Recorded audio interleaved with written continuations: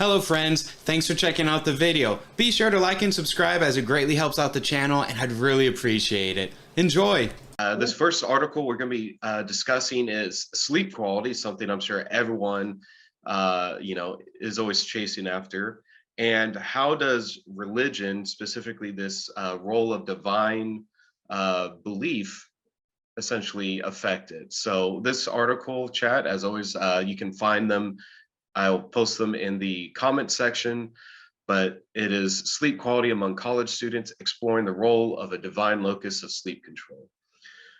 So, Oh, yeah, go ahead. I'm sorry. no, please, Gabe, take it away. Just what is it about there being a link between religion and sleep? Because that's not something that many people would, tend to think of. Yeah. So first of all, I mean, I think it's if you see me like popping over here, I do have some materials here on the screen. That paper goes back a ways. So part of it is just reliving that. And also that paper came together with some very good, wonderful colleagues, Reed DeAngelis, Irene Escobar, who's Dr. Escobar in psychology, Andrea Ruiz, professor at UTSA, and then Reed DeAngelis, who is winding things up at UNC Chapel Hill. So they're very good colleagues. It was a very good team. So in terms of the central question, I mean, there's reasons to suspect why religion might influence sleep. We know that, from Chris Ellison's work and Barkowski's work, a lot of the work that we explore in the sociology of religion has all these, people that are religious accrue all these benefits in their lives. I often get beat up. We get beat up. Sociologists, we get beat up when we say that because people assume that we are plugging religion, and that's really not the case. As social scientists, our job is to be objective and to look at the data, to theorize, look at the data, and just control for as many factors as we can and see what the linkages are. And overwhelmingly, there's positive linkages from religious participation in terms of health, in terms of aging. Religious people age, have a more comfortable aging. So there's a whole series of whole agenda of research around religion and all these outcomes. So we decided that there's a lot of work on the things that influence sleep quality, right? Sleep quality is probably the underappreciated risk factor. So we need better, good quality sleep is a very powerful indicator of all these positive outcomes in people's lives. So we thought, hey, a lot of people look at smoking and sleep. They look at like drinking and sleep. So we decided, why not look at how religion might influence sleep quality? So that was the first start. It's just that there was a gap in the literature linking religion with sleep. A lot of stuff on religion, a lot of stuff on sleep, and we wanted to sort of think about the two together. But then secondly, there's reasons to suspect why the two might be linked. Because, sleep is a cognitive mental process, and religion can be a cognitive mental process. So, you think of meditating or you think of prayer, those things might calm you, put you in a more soothing state. Of course, religion may foster a sense of well-being, a sense of peacefulness, mindfulness, peacefulness.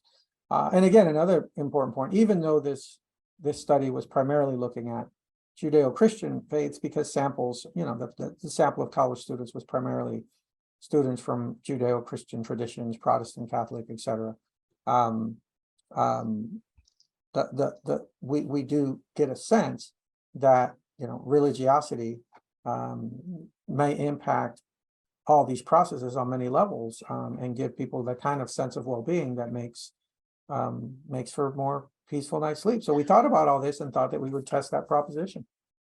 Wow, cool. I mean, yeah, you're right. From chat knows from previous guests like Dr. Terrence Hill and Laura Upanex, religion has been found to be associated with a lot of health benefits. There is, of course, yes, the dark side of religion. We're not going to go down that road in today's discussion. But right, seems to be overwhelming information and research to kind of support everything that Dr. Gabriel Acevedo here just mentioned, right, that religion, health are intricately linked. And it's, we can look even at, certain denominations. Some people prefer to go into them. It depends on the research. Like I had one person ask, and actually it's perfect that you're here, Gabe, why there are so many sects in, Islam and Christianity, like why so many divergence or denominations, Yeah, and mhm.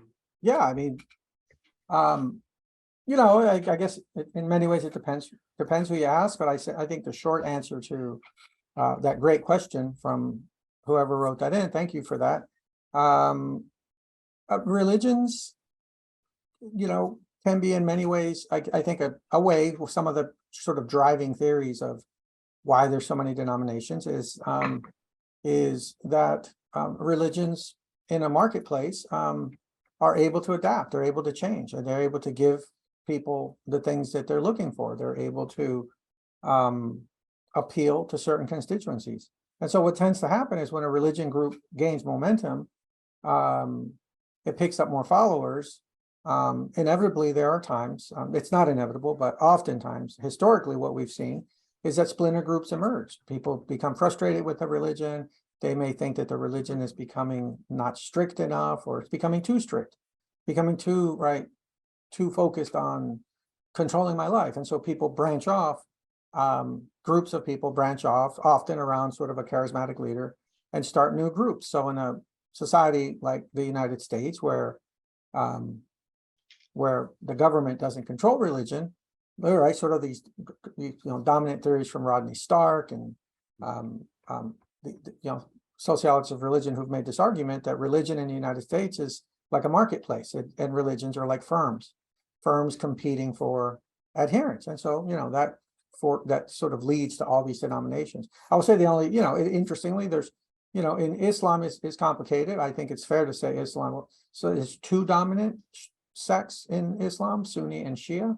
And again, it's practiced differently in different parts of the world. It's the expression of Islam is one way in a country like Saudi Arabia. It might be different in other parts of the world that are also Muslim. But sort of for technical reasons, or just to give the viewer some context, there's two major Muslim groups, Sunni and Shia, that encompass most of the Muslims in the world. But again, a great question. Awesome. Well, thank you so much. And so with that, let's dive into this article on sleep and how y'all can get more of it. So y'all use an interesting religious variable, one that's not often utilized, right? Because when people look at religious research, you'll see things like religious attendance, prayer. Those are kind of the go-to, but y'all use something else, this divine locus, right? So similar to Chad, if you remember from previous discussions, we've talked about belief in divine control. Is this similar? And why did y'all think to look at this aspect of divine control and sleep? Yeah, so on the one hand, we asked it in the survey. So oftentimes when we do research, when we do actual research, we're kind of thinking ahead. We're sort of thinking ahead. And when we were putting together the survey, we thought to ourselves, hey, let's put some indicators of divine control. A lot of the surveys don't have that. And so on the one hand, it was because the data was available. But then secondly, there's theoretical reasons to think why locus of control might influence sleep quality. And we thought about this because there's a whole lot of literature. Well, so let me back up. And locus of control is just sort of the sense of, if we were to ask people, how much control do you have over your life, right? How much control do you have over your life? We could plausibly find people that say, or people that feel they have absolutely no control over their lives. Their lives are spiraling, right? Mm-hmm. Life is spiraling out of control. Well, that would be a low locus of control. Other people might say, yeah, I'm in full control of my life. The things that happen to me, I'm in control of, and that's having high sort of self-control. Well, divine control is asking how much control is in God's hands. So some people might say, an atheist, for instance, might say, well, since there is no God, God can't control anything. But on the other hand, you could have religious people that say, yeah, I believe in God, but I don't think God controls everything. I think I have a lot to do with it. On the other hand, you might have people that say, everything's in God's hands. It's all part of God's plan. God controls everything. And so that's where divine control comes in, right? How much control do people place on, sort of divine powers, supernatural powers, God, to sort of have control over the things that happen in life. And so we got to thinking about, hey, it's quite plausible that there might be an association between having this sense of control and how it influences our sleep quality. And what we tried to do, because we were able to tap into it, again, based on the survey, we asked people both. We asked people how much control they had over their life, but we also asked them how much control do they think that God or spiritual, supernatural powers have over their lives. Cool. Yeah, that's a very interesting, way to look at it. Like you said, kind of given the fact that people who feel that they have no control over life, are you able, right? I would think sleep quality would probably be worse for those because, things I think associated with it. I can't remember if y'all tested, but, if you feel like you have no control of your life, I can only imagine like your anxiety, perhaps depression would also be through the roof, which I know other literature has shown is very adversely affected to sleep quality. So yeah, the fact that religion, especially right belief in divine control, especially it might be in someone else's hand, right? Some omnipotent being's hands makes sense. Could be very, soothing, if you will. So cool. And are there other health behaviors that, y'all looked at that might also affect sleep? Yeah, so of course, I think one of the key findings from that piece was that there is an association between the sense of both personal control and divine control that influence sleep quality. And what we found was when we put the two together, personal, how much control do I have, and then how much control does God have? The people that had the highest, and again, this is a sample of college students, so we have to be mindful of that. This paper the data was collected among college students. And again, there's reasons to think about this, right? It's a stressful time. College students are going through lots of change. Many of them are moving, from home to go to college. They have exams. So there's all these things that are going on. There's also a sort of a social aspect of college life that might be, in many ways detrimental to sleep, right? You're living in dorms and all those types of things. Mm-hmm. So what we found was that the best sleepers, the people with the highest sleep quality, had both together a high sense of personal control and a strong sense of divine control. So the people that had the best sleep quality felt that both I have control over life, so they have high personal control, but they at the same time felt that God also has a high level of control. And that seemed to be the group that sort of scored the highest in terms of their sleep quality. Other fact, oh no, go ahead. Oh, sorry, yeah, it's just how do you think those two kind of work together, right? Because I think some people in chat might be thinking like, well, if you have so much personal control, then why would you rely on God to also have such high control? Yeah, that's a great question. And we were actually surprised by this, but it makes logical sense, right? No, I mean, I shouldn't say logical sense. It makes logical sense to think about these two separately, right? Because right. You have two constructs. How much control do I have? How much control does God have? Either can be very low or can be very high. So then when you think that way, you get your little classic 2x2 table, and you start putting people in like, oh, low person control, I have no control, God has all the control. Or you can say, I have all the control, God has no control. And then, on the other side of the 2x2 table, you get the people that feel they have control at the same time that God has control. And that doesn't seem, on the one hand, it can seem like they offset each other, but they don't seem to be, at least in our data, they don't seem to be mutually exclusive. These seem to be the kind of people that feel yeah, a lot of things in life are in God's hands. A lot of things that happen are God's will, but that doesn't mean that I can't do something about it. That doesn't mean that I can't take action. In fact, I probably should take action. And as sociologists are known to do, we might think of typologies of people that fit that category, right? Someone I had a conversation with, yeah, this sounds sort of like a bit of a modern conservative Protestant, sort of religious politically, right? So conservative Protestants who are also very politically engaged, right? So we might think of a big part of the Trump coalition was made up of, which was surprising, right? Because he had all these moral failings, and people thought, how come born again Christians and conservative Protestants are so behind him? Well, that was the point, so people that place a lot of control in God's hands, but at the same time feel that you have to be politically engaged to make something happen. So that, so those types of people that should, and again, it doesn't have to be a political thing, right? I think that you could be a left-leaning progressive and still have that sort of sense. Those were the people, at least in our study, that tended to score the best on sleep quality. And then following up on your previous point, we did look at things like drinking and smoking, because clearly there's, evidence in the literature of how those things often negatively impact sleep, right? A lot of people think, particularly college students, when I talk to this in my classes, they think, oh no, when I put on a good binger on a Friday night, I sleep great.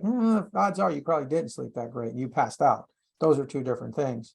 And of course we would expect cigarette smoking with nicotine and to negatively impact sleep. So we thought that those were important factors to account for in terms of what we looked at.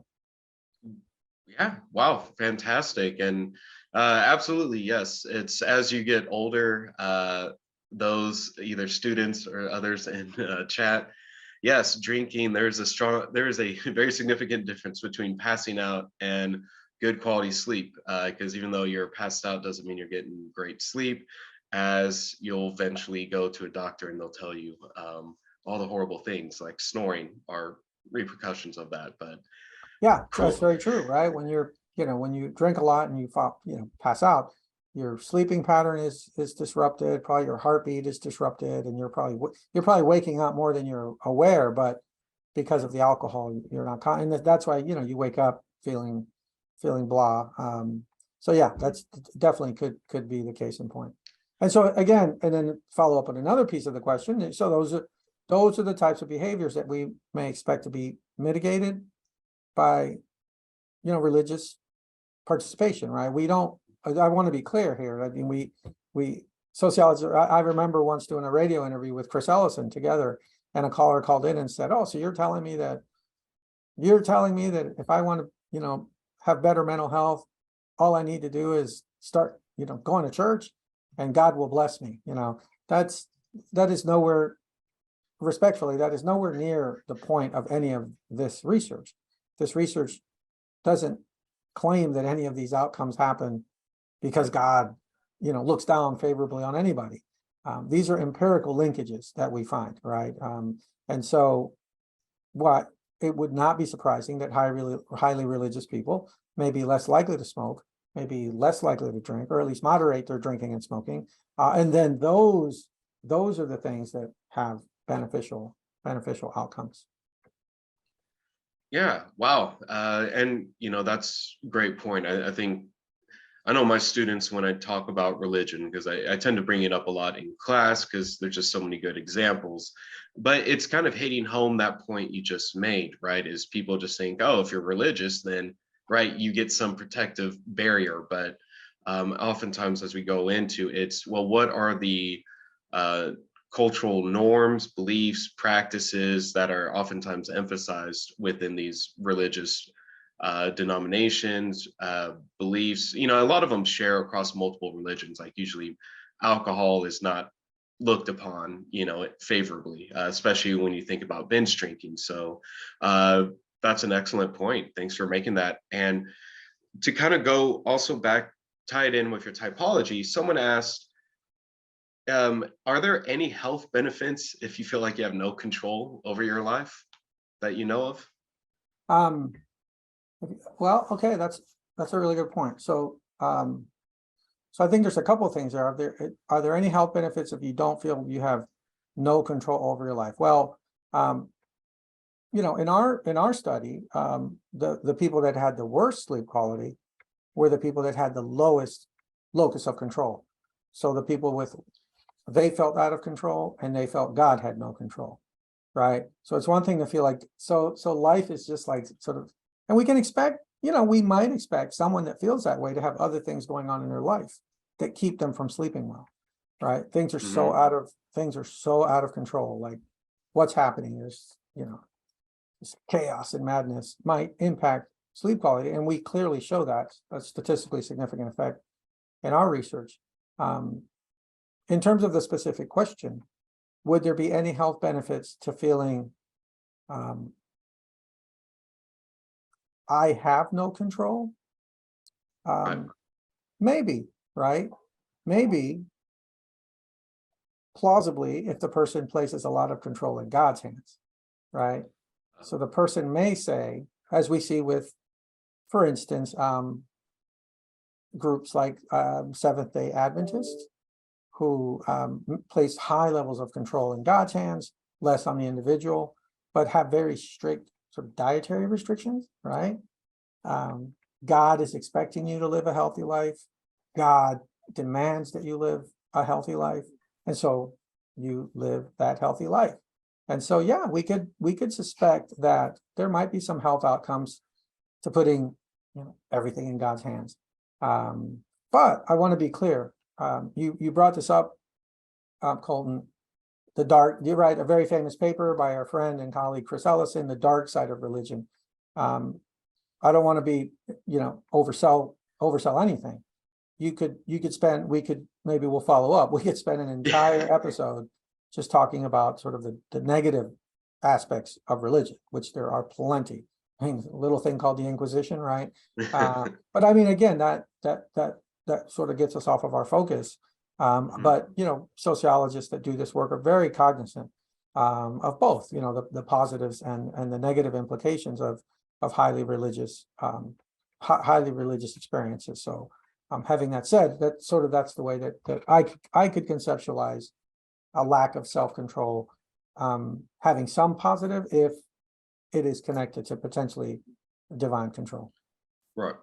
Fantastic. Yes, I think kind of like you said earlier, it's great then to look at, you know, that conceptual 2x2 table, right? So if you don't have personal self-control, then, you know, you might be relying on higher divine control, and then that could help, you know, it's ideally buffer, like what we call everyone in chat, against the negative, oftentimes negative results of having such low personal or self-control. So fantastic. And I think you covered most of this, kind of this follow-up question, but, you know, when talking about psychological distress, some y'all noted some differences between those of high personal, high divine control compared to others. But this was not found with those who are smoking and drinking. Is there any kind of, like I said, I think you've just about covered it, right? Because that just has to do with behaviors. That was a finding, you know, that was sort of, you know, some of the statistical interaction effects that we tried to look at. And in a nutshell, what we tried to do was to say, look, maybe this has nothing to do with divine control at all. And what's really happening here is sort of this causal pathway thing. Maybe what's really happening is that people who are stressed out psychologically, who have have high psychological distress, you know, low mental health, high psychological distress, maybe at the end of the day, it's just that those people aren't sleeping well. They have high anxiety, they have high levels of depression, have all these psychological stresses that keep them from sleeping well. And that's what explains it. And it's quite possible that it's those people that might be, you know, right, have a certain perception of control, right? Because they have psychological distress, they feel that there is low control. So it's really not the control that leads to bad sleep. It's really the psychological distress. So what we did is we ran models where we account for this. And what we found was that irregardless of psychological distress, even for the people who had high psychological distress, having high personal, high divine control improved their sleep quality. So I think that was the key central finding, is that essentially we're controlling for psychological distress and still get this effect from a divine and personal control. In terms of the drinking and smoking, I think in general terms, we found less of a relationship between smoking and poor sleep. We found very little relationship between smoking and sleep among this college sample. We found a greater effect between drinking and poor sleep. And again, I think that goes back a little bit what we talked about. It's particularly within the context of the college experience, where younger Americans may start to drink in patterns that they haven't experienced before. Maybe they drank a little in high school. Now they're away from parents. They're drinking more. They're drinking on weekends. So yeah, so that was the key finding of that. Fantastic. Thank you.